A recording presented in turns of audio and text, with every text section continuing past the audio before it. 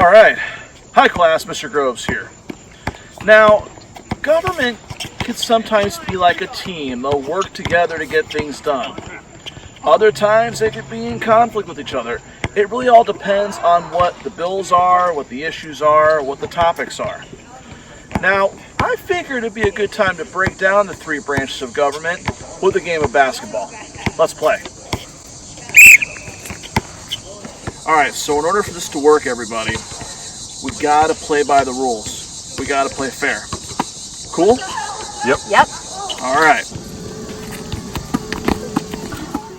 The U.S. government is split up into three branches: legislative, the executive, and judicial. Why three branches? When the Founding Fathers created the U.S. Constitution, they wanted to avoid another monarchy or allowing one person to be in charge. Sound familiar?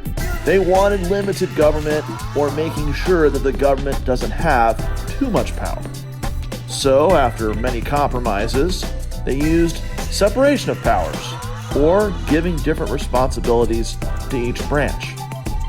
Let's start with the legislative branch.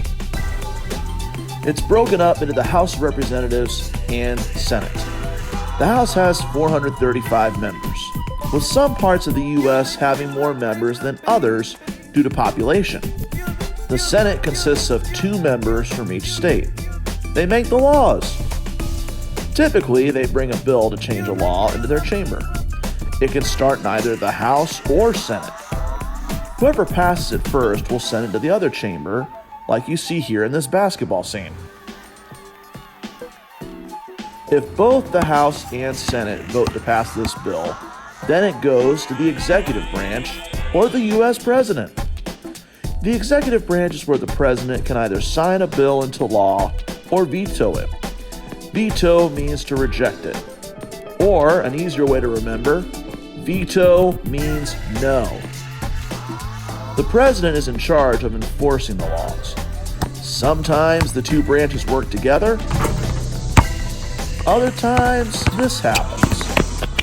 Veto!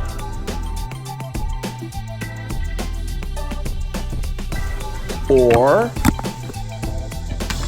Override! It's a law! if the legislative branch has enough votes, the House and Senate can override a presidential veto and make it a law anyway.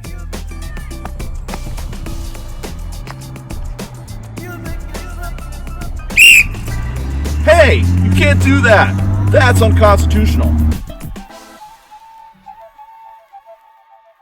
Let's not forget the judicial branch. This branch upholds the laws and makes sure the other two branches are not breaking the Constitution.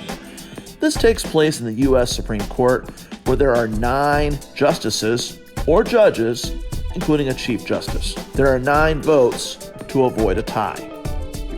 How do people earn these jobs in any of the branches of government? Well, the term popular sovereignty applies. This means rule by the people, or the people choose, which is through voting.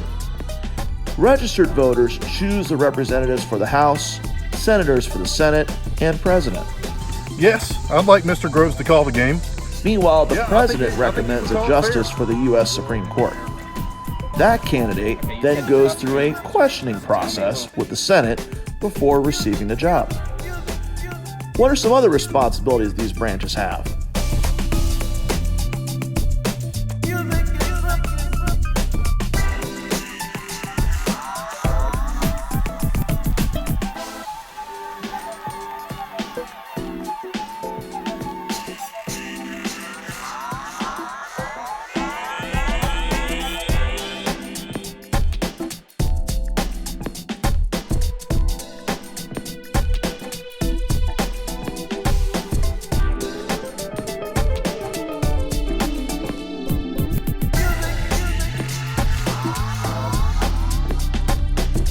How long does each position serve?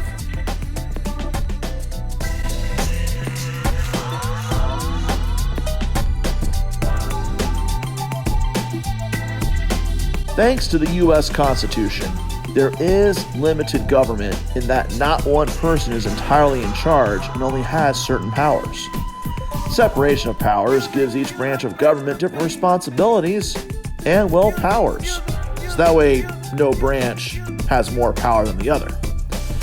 Outside of the judicial branch, the people choose who makes our laws and enforces them through popular sovereignty. These three branches of government represent our democracy.